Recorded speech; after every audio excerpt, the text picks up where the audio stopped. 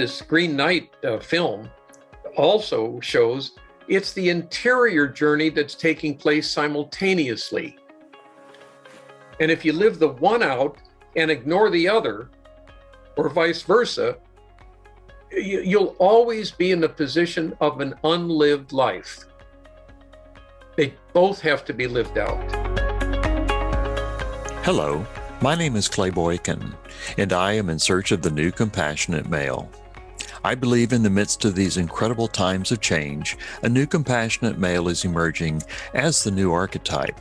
And this podcast is intended to give voice to both men and women on the overarching topic of compassion consciousness in men.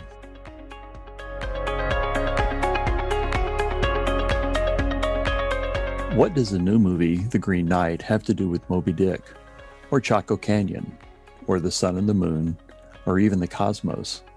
How do they relate to one another, and how do they relate to our world today? A couple of days ago, I had the chance to catch up with our friend Dennis Slattery. As usual, Dennis paints a fascinating picture. So let's catch up with that conversation. Well, okay, so I need to know about The Green Knight. And you were just telling me that you saw the movie. Yeah, so, and taught Sir Gawain and the Green Knight, the title of it. It's a chivalric epic. And yesterday, my copy of Sir Gawain and the Green Knight, translated by J.R.R. Tolkien in 1973, then edited by his third son, Chris. So the copy that came is a 2021 translation, a publication.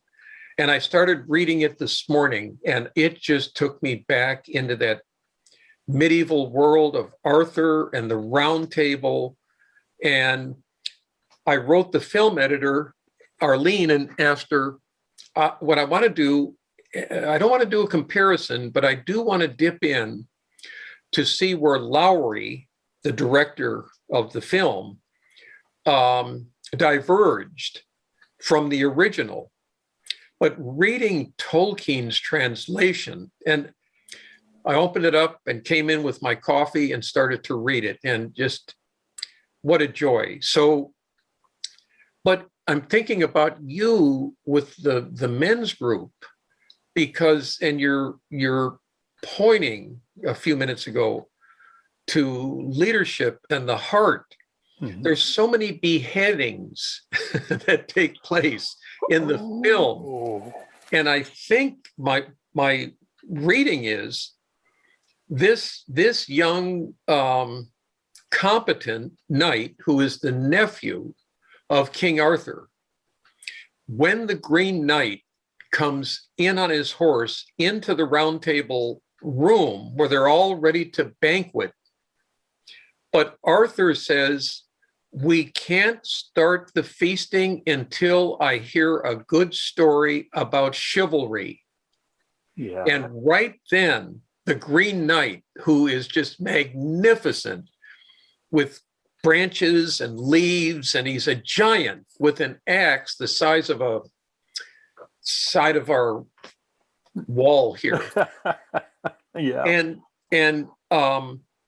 he challenges any one of the knights to take one stroke at him, and whatever the outcome, and it's Christmas Day, 1 year hence, whoever steps forward to deal one blow to the Green Knight returns to the Green Chapel, way deep in the dark woods, to have one stroke meted out by the Green Knight. So the movie is that hero's journey into the dark forest, and he must go alone. And it is his individuation process as a man who moves his center of gravity from the head to the heart. So This is, Sir Gawain comes up and he cuts the Green Knight's head off. and it flops on the ground, and the eyes of the Green Knight look up at him, and then the Green Knight picks up his head, gets back on his horse, doesn't put his head on. He picks up his head, he gets on, and he says, 365 days from now, Christmas Day, I'll see you at the chapel. And he rides out, and the film is so beautifully filmed. It's outrageously gorgeous. I've heard that. I have heard that. So- Okay, so Yeah. he goes out. Now, Sir Gawain's standing there pretty proud of himself, I guess. And then as he goes deeper into the woods, he's naive Okay, so he's going to go into the woods to go to... to the chapel. So he heads out plenty early enough, and he was smart to do it because he's waylaid by a number of forces that resist his journey and actually try to steal it from him. Well, So why would he want to go there for the knight to beat up on him? Because he stepped forward almost like a knee jerk when the Green Knight said, this is my challenge. If there is one brave soul in here, I mean, he's calling the whole round table knighthood to task. Okay, so Sir Gawain does that, and I think I answered my own question. He's an honorable man. That's why he goes to do the rest. That's really good, because as the film shows it, he's an impetuous man and in a knee jerk. See, this is why I want to see it again. Well, for a number of reasons, but does he do it to show off in front of the other knights? But you nailed the right term. It's a question of honor. Right. So he's like a puer at the beginning of the movie when he says, I'll do it. And then the knight says, step forward. It's like David and Goliath. And then, and I'm not going to spoil it for you, but I know the ending doesn't happen in the text, but I wanted to reread the text to get closer to the archetypal situations of the film. But for your men's, working with the men, I just think this film could be used. And of course, Dana and Will had it. And Dana and Will are the two that do the Myth Salon. Exactly. They did last Thursday. Right. They did a full show on it. He just posted the show. Okay, so the metaphor of the head getting cut off, and I was talking about earlier about leadership, and I was talking about Howard Teich. Yes. The whole solar and lunar, and yes, and the in non-gender, but the solar is more the head energy, more than what we traditionally call male energy, and the heart is the lunar. Okay. Absolutely. And his point is a person has got to integrate both solar and lunar energy to be a complete person, both men and women. Yes. And we men are reaching in to embrace our lunar energy. Yes. As the women are reaching up to embrace the solar. Yes. Of course, we guys are fighting that, and we're resisting, but we're going down into the lunar, thinking we've got to leave our solar behind, which is wrong. No. You're integrating that stuff. Yeah, but it takes an act of courage. It takes an act of courage. But then Howard said, he made the point, and in the podcast, he said, now, Clay, the lunar leads and the solar executes. Yeah. Well, I kind of said, well, that's bullshit. And then I'm writing that down. Yeah. Go ahead. I can hear. Yeah. And so then I flashed back to my time in the Marine Corps, and my God, he's right. Leadership that I learned and embraced in the Marine Corps is all heart. We certainly execute from the head, but we do not lead from the head. No. And you have to have both. You have to have both. And there's gray areas and all that stuff. But to make the point. Yeah. And it's a beautiful point, and it underscores why we men have got to do that. And what you're talking about with the Green Knight having his head cut off, I guess that's an opportunity for him to understand more of his lunar energy, perhaps. Yes. Okay. Yeah. And, right.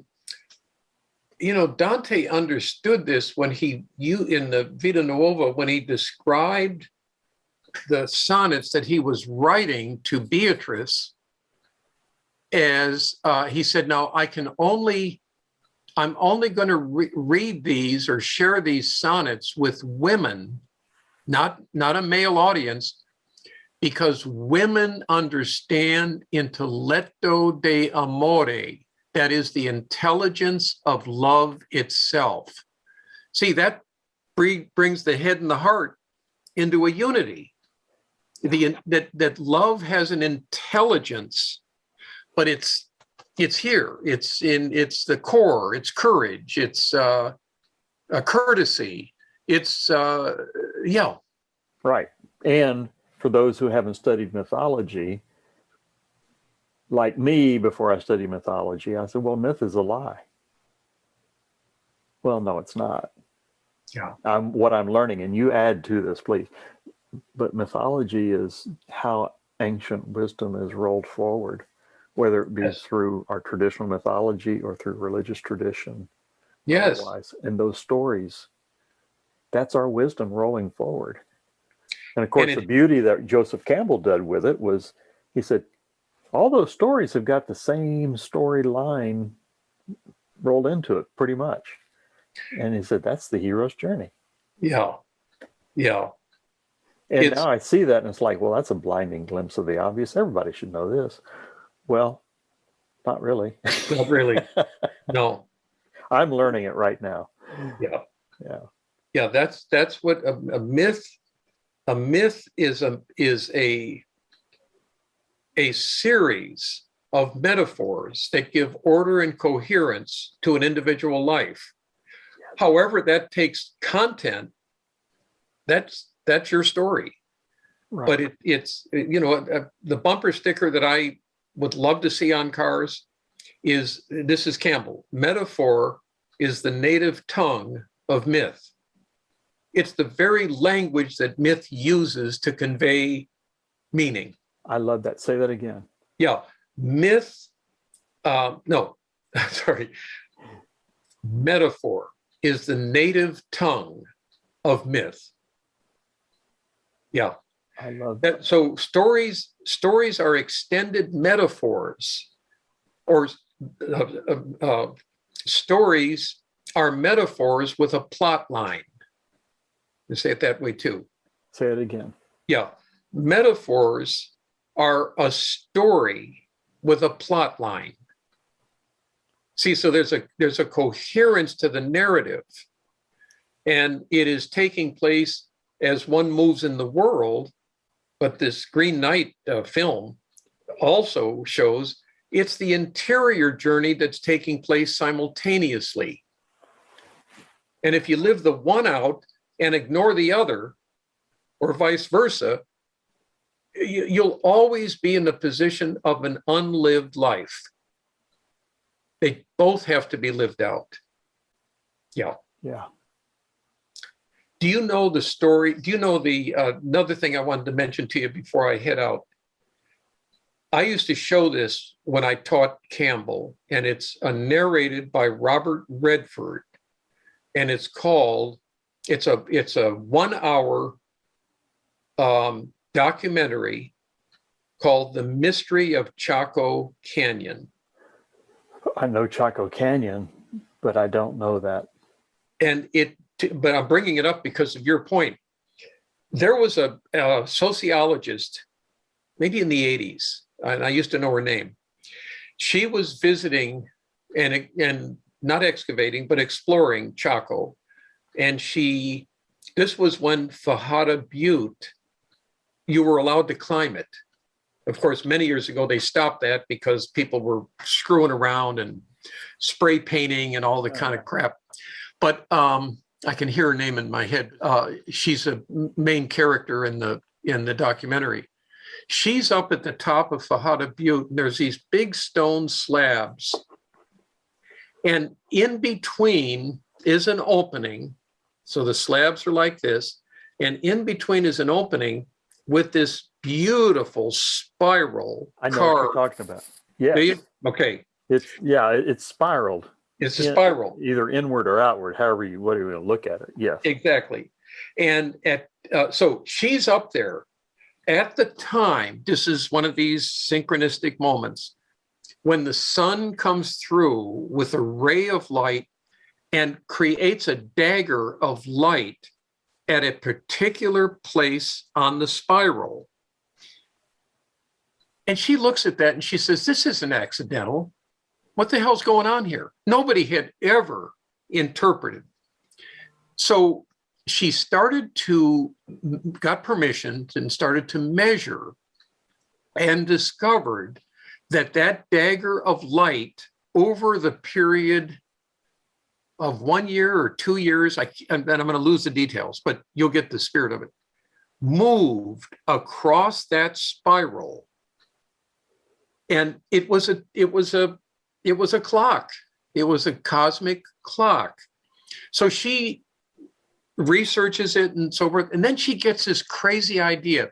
Oh, and then she measures the walls of Chaco buildings, even extending out 2 or 3 miles from Chaco, and discovers that the sun moves along the walls like it moves along the spiral.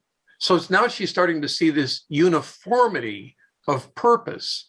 And then she gets this notion, I wonder if the moon's light has any value or connection. So she starts measuring moonlight and discovers that the moon's light also falls along these architectural buildings. And she says, holy crap. She didn't say that, I'm saying it, but kind of excited for her. She said, what these Chacoans have done is brought the cosmos down into an architectural construction so that the sunlight and the moonlight mirror the movements of the cosmos. And she broke the mystery of Chaco wide open. And Campbell devotes 2 or 3 pages to it in one of his atlases of world mythology. And I didn't know that when I came across the documentary and started showing it to the students. And then I think one of them said, Campbell does write about it. I said, where? And I bought the book and have it over here. But I'm thinking about, your work with the men's group, that Chaco is an earthly mirror of the cosmic interplay of sunlight and moon glow or moon radiance, if you will. Mm-hmm.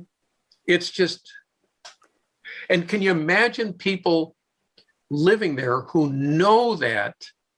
So they're moving around, living, cooking, hunting with this cosmic harmony around them all the time, reflecting the sky, reflecting the cosmos.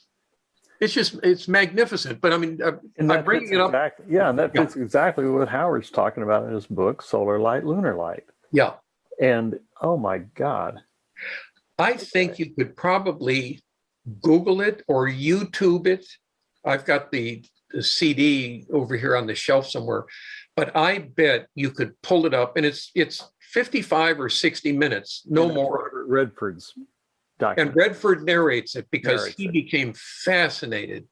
And they interviewed Native Americans about the history. And so it's history and myth coming together, cosmos, and, very much a Rick Tarnas movement, cosmos and order. And it's brilliant. You mean Cosmos and Psyche? Psyche, yeah. He has a wonderful chapter on Moby Dick in there, too. Oh, he does. He does. I remember reading it, and then I reread it about 3 mornings ago. I haven't got past the first 100 pages because you're a marker. I'm reading it like this. Good. I mean, I just keep going. It's so beautifully written, and it's so packed with information and knowledge and wisdom. Yeah. I haven't gotten to the chapter on Moby Dick yet. Oh, I went to it. I went to the index under Melville because he points out, and I don't know enough about cosmology, but he said the reason there is so much force and power in this epic is that Melville wrote it during this cycle of Saturn, Uranus, And Pluto. and Pluto, Uranus. Well, I could be right. But it's there. But you can look up Melville in the index, but then go to the chapter on Moby Dick, because I took 2 or 3 pages of notes on it, and I was going to use it in Nantucket, October. Yeah. Keep going. But I haven't read. I've read maybe 60 pages at the front end, those chapters, but I've, and I have it right down on the floor with a whole series of books that I know I'm needing to be able to put my hands on. And I decided I'm going to go back to Cosmos and Psyche now. Yeah. The point, I looked it up because I put it in my journal. I drew it in there. Okay. And it's the conjunction of Jupiter and Saturn. Yes. And then Pluto's there, but they are square to Uranus. Yes. And so Jupiter, Saturn. Okay. And Jupiter, the generous leader associated with health, wealth, and having a good time. Yes. Saturn, strict responsibility and setting limits. Pluto, and this is kind of the wild card, regeneration, nature itself, transformation, rebirth, intense. And now those 3 are squared, which means it's coming in at a sharp angle with Uranus. Where are you reading from? And Uranus is disruptive, erratic, revolutionary, and rebellious. So, and Clay, where are you reading? Well, these are my notes from Cosmos and Psyche. Oh, okay. Look at that. Beautiful. And yeah. Now, I want to read something here. Okay. Rick Tarnas. This is a time of volcanically intense evolutionary pressures for the radical reconfiguration of all life structures. I'm not sure if that came out of the book or if that's something that he said on my podcast. Okay, that's right. We've had him on twice. Yeah, good. And oh my gosh, it's Yeah. So we've gone from the Green Knight to solar lunar. Yeah. Now we're at Chaco Canyon. Not Chaco. And Chaco Canyon has pointed us to the cosmos. Yes. Which is so beautifully written about in Cosmos and Psyche by Rick Tarnas. Yeah. Okay. Let's sail back to Moby Dick while we're boiling the ocean here. So you were going to go up to Nantucket and y'all were going to do a study, or you may still be doing it, depending on COVID. On Moby Dick. And you were drawing some analogies, parallels with how the story goes and how it Yes. speaks to what's happening in the world today. And I'd love for you to talk about it uncut and uncensored. When? Now. Oh.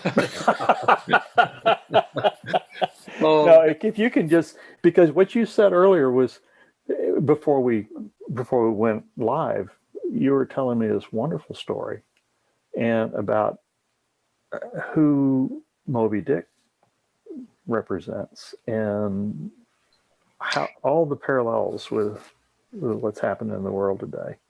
Yeah. So, okay, let me pick up a thread here. You know, what's fascinating me several on this read of Moby Dick is the because we're living in the atmosphere of it every day now, is the power to create in a mass of people a belief based on a fantasy, not facts, not facticity. And this is Ahab playing the victim. That whale dismasted me in the Sea of Japan. And I believe that it is, and he gives this speech on the quarterdeck, he says, I don't care if the white whale is the agent of evil or the principle of evil, I will strike through the mask and slay it. And the mask is that curtain separating the phenomenal world from the world of metaphysics, from ontology, from the invisible presences. And see, this is part of what's going on today. If I'm going to make some connections here, that there is this rage to get people to believe in what is both invisible and unreal. And Trump played the victim card in getting people to buy into this was stolen from me. I'm aggrieved, I'm wounded, and you need to make this right. The people that gathered on January 6th is the crew of the Pequod. And the Pequod was Ahab's ship. Ahab's ship. And Ahab was the captain of the ship, and Ahab was after Moby Dick. Yes. And okay. the Pequod people were almost extinguished completely during the massacres when our wonderful Federation was assassinating Native American tribes across the country. Mm-hmm. They are thriving now in New England because of casinos. So they're a healthy tribe now.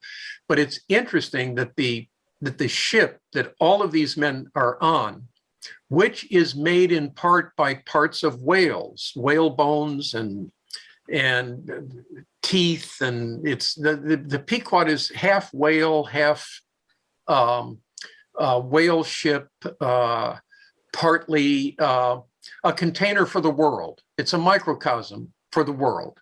Okay. And this lie is perpetrated through superstition, through a fear of Ahab himself.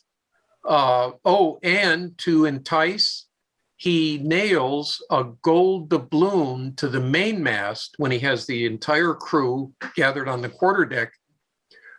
Quite a piece of change at that time, and it's from Quito, Ecuador. The doubloon. Mm-hmm. The first man who sights the white whale, that doubloon is his. So he puts an economic stimulus. Yeah. And they buy into it. So this is Melville showing, this is my read, how an entire people like the Black people can be demonized by a belief that they don't measure up to what is called a human being. So of course they can be enslaved because they're essentially animals. They're brutes. So my intention, and there are passages in Moby Dick in which I'll send the op-ed piece to you, where Melville says, there are individual bad people, but democracy creates an ideal of a human being. And he says, I see it in common people. The guy that swings a pickaxe, building the railroad, or somebody shoveling coal. He said, this is where God and the nobility of human beings is seen, in the common person, not in the ones that are running the government. And this is Melville speaking. Yeah, this is Moby Dick speaking. Okay. Yeah, this is Ishmael. Because he narrates it, I defer to him. Okay. And he says, this is the great God Almighty who's democratic. He wants a sense of equity and justice to permeate all of human beings, not just in America, but across the globe. I mean, this was a vision in 1851 that was so radical. I mean, I think he sold, a couple of hundred copies of Moby Dick. Nobody was reading it. It took about 85 years for critics to trip across it and said, what the hell is this? Where has this been hiding? See, America wasn't ready for Moby Dick. It wasn't ready for Melville. So that's the analogy that I want to develop, that the attack on the Capitol is the attempt to assassinate democracy itself, and that's our white whale. So democracy was Moby Dick. Yes. Yes. And because okay, now I haven't read Moby Dick. My perception was that Moby Dick was the bad guy. According to the dismembered imagination of Ahab and the wounded imagination of Ahab, that's what it is. But then, Clay, towards the end of the novel, there are 3 sightings of Moby Dick. And the chapters are called First Day, Second Day, Third Day. On the 3rd day, he shatters the Pequod. But the first day, when the white whale doesn't breach, but surfaces, the language is that a god has just appeared out of the depths. So here's Ahab's facetious reality of Moby Dick. And then here's Ishmael seeing it and describing it. And we have 2 different galaxies functioning. Yeah. Wow. So it's just, but Rick really helped me understand on a cosmic energy level how that work has so much force and energy in it, because part of it's planetary, which I don't pretend to understand, but I trust Rick, and so I just try to follow his argument. Right. Oh gosh, how fascinating this is. Oh, it is, and Jung himself, I want to share this with you.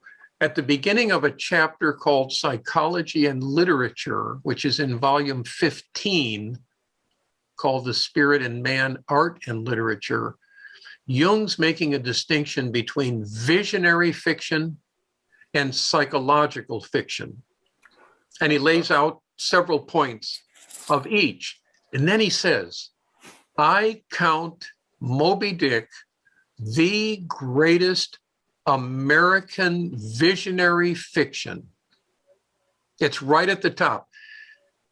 So my fantasy is, because in the collected works, I've not found Jung speaking about it, but I bet in the vaults in Zurich, where Shamdasani has said, there could be 6 or 8 or 9 more volumes of Jung's work. So that I think he said it'll take 30 years to create the complete works of Jung, not the collected works.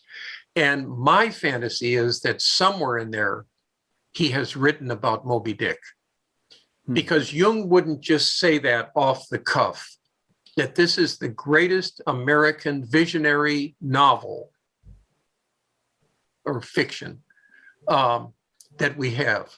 I wonder if James Hillman ran across that. You know, Good question. In his access to study. Yeah, good question. I'm just beginning to learn about Hillman.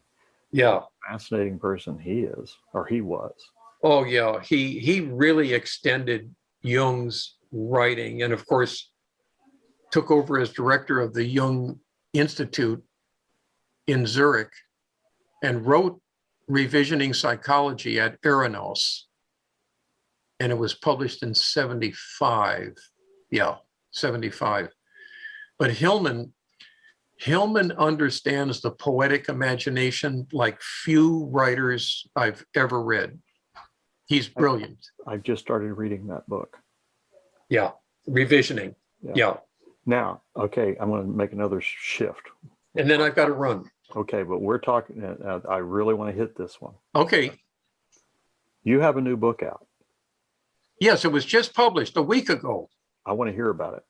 Well, please. First of all, what's the title of the book? Yeah, so it's the Way of Myth, Stories, Subtle Wisdom. Mm-hmm. So it's 2 parts. There are lengthy essays in the first part, some on film, some on books, 2 long chapters on Campbell.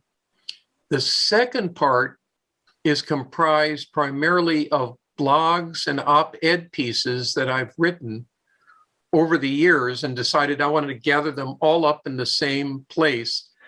And it's big, Clay. It's 325 pages.